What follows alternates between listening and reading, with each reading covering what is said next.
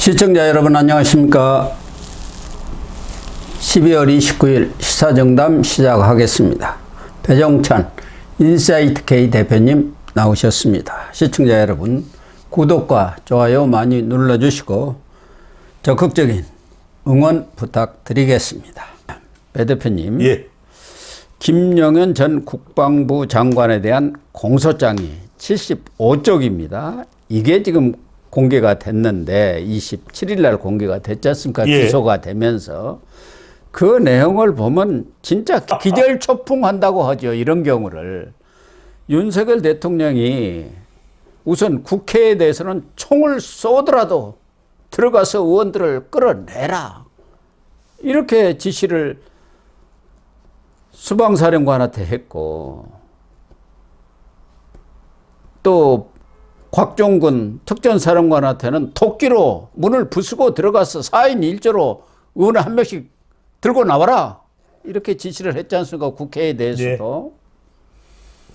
특히 이진우 수방사령관에 대해서는 국회에서 계엄 해제 요구안이 의결을 됐는데도 불구하고 두 번, 세 번 내 계엄령 발표할 수 있으니까 계속 끌어내, 잡아내 이렇게 얘기했던 거고. 예.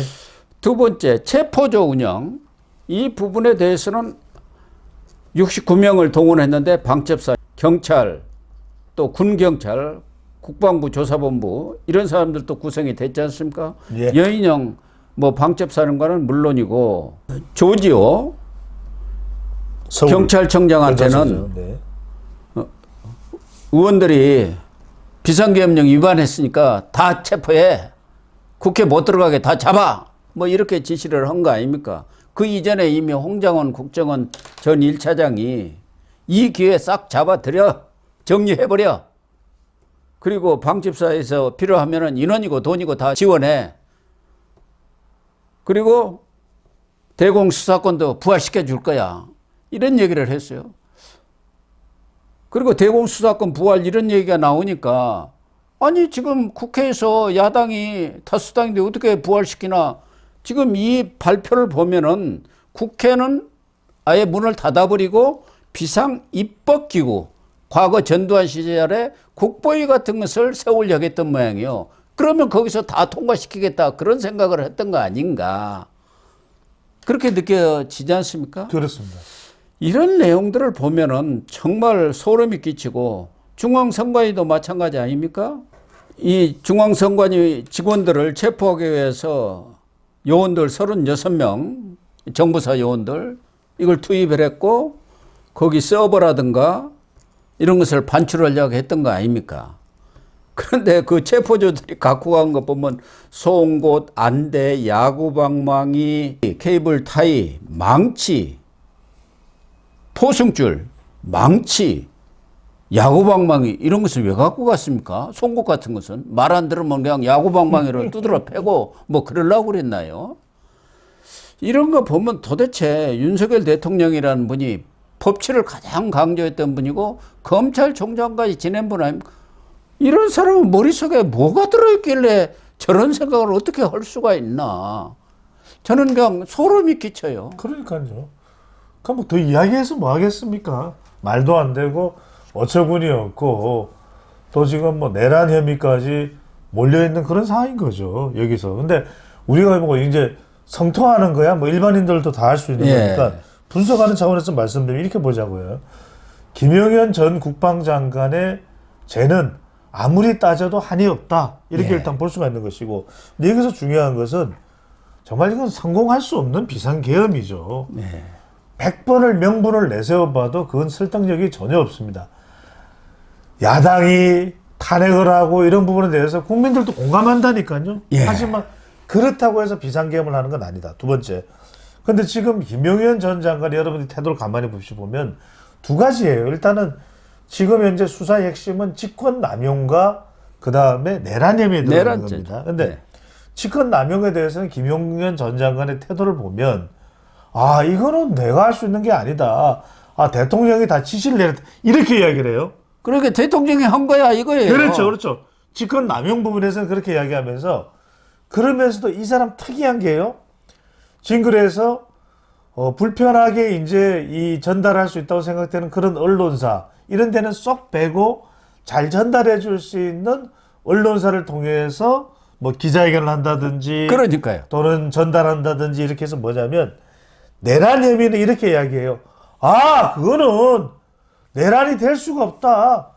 대통령이 그걸 뭐 모르고 그렇게 내용을 모르는데 내란이 될 수 있냐. 지금 뭐 노상원 전 정보사령관 이런 거는 내가 만나가지고 이렇게 해서 대통령한테 이런 게 있습니다라고 보고를 했을 뿐이지 대통령은 잘 모르. 그러니까 굉장히 이게 보면 교묘해요. 그러니까 직권 남용에 대해서는 대통령 쪽으로 몰아가고 내란 혐의는 그거는 군인들이 알아서 아니 비상계엄이니까 당연히 그거는 비상계엄 되면 그렇게 하는 거다 이렇게 얘기를 하면서 아랫사람들한테 다 책임 싹 넘겨버려요. 그렇죠, 그렇죠. 그렇게 해서 그건 모른다. 그거는 비상계엄 되면 착착착 진행되는 거지.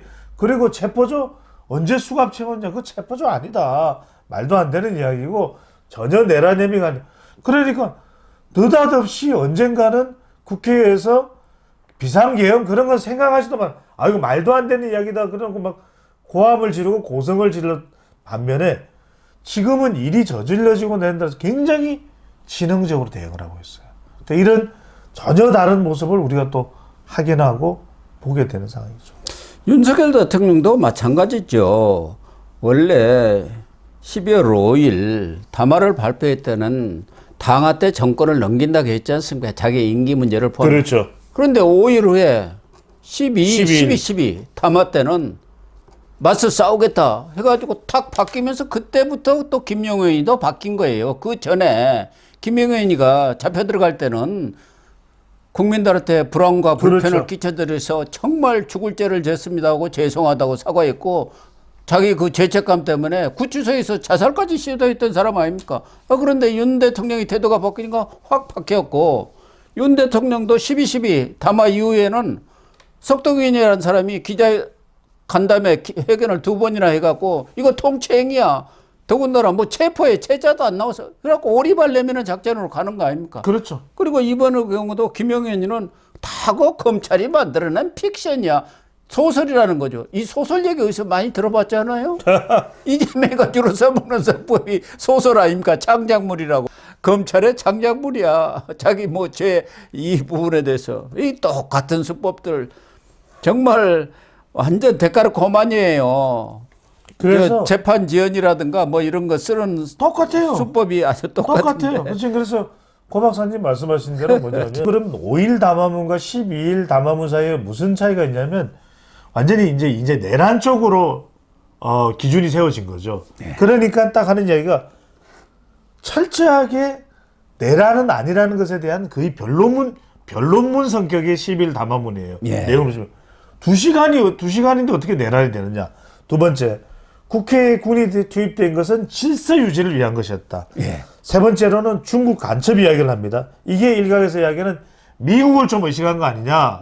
그러니까 실제로 이 이야기는 미국에서도 중국 간첩 이야기는 많이 해요. 그래서 뭔가 좀 이게 미국하고 약간 코드를 맞춘 거 아니야 이런 이야기도 하고. 세 번째는 부정선거 나옵니다. 이게 보수결집이에요. 이른바 대통령의 10일 담화문에는 보수결집 내용이 들어가 있어요. 그러니까 지금도 여러분들 현수막에 보면은 지금 비상계엄이 나쁘냐 부정선거가 나쁘냐 이렇게 나옵니다. 예. 그러니까 부정선거 이야기를 하는 순간 보수결집이 들어가요. 다 결집이 그러니까 되죠. 이 담화문의 내용은 다 들어갑니다. 그러니까 내란 아니다. 미국은 내 이야기를 들으시오. 부정선거는 보수결집이다. 이게 다 들어가는 거예요. 왜냐면 태도가 싹 바뀌면서 지금 그래서 헌법재판소에 대해서도 지연작전 그 다음에 수사에 대해서도 좀 지연, 지체 이런 상황으로 가는 거. 방금 전에 말씀드린 이재명 데칼코마니 아니냐. 예. 이런 이야기가 저간의 분석이 나오는 배경이 되는 것이죠. 그러니까 윤석열 대통령과 뭐 김용현 이런 장관 등은 위헌위법을 다투면은 그건 뭐 명백하게 위헌위법이 되니까 내란죄를 가지고 지금 다투금을 그렇죠. 벌이고 있는 거예요. 그리고 또 탄핵의 제1 요건을 내란으로 했단 말이에요. 그렇습니다. 그러나 이 내란 문제는 어떻게 뭐 법적인 다툼이 있을지 모르지만 이게 실패한 내란 아니면은 친위 쿠데타라고 보면은 될 것 같아요. 친위 쿠데타 아닙니까 이것은? 근데 그게 실패한 거죠. 그렇죠. 또 하나 이 윤석열 대통령이 여러 그 지휘관들 뭐 방첩사령관, 수방사령관, 특전사령관 또 경찰청장 이런 사람들한테 많은 지시를 했는데 그 지시가 또 집행이 된 거, 실행이 된 것은 또 하나도 없어요. 실질적으로. 그렇지 않습니까? 이것도 또 사실은 의문점이에요. 바로 지금 고 박사님 말씀하신 부분이 법리 전쟁을 예고하는 거예요. 그러니까 비상계엄 했다. 그리고 또 계엄군 투입됐다. 질서 유지다. 그다음에 총 쐈냐?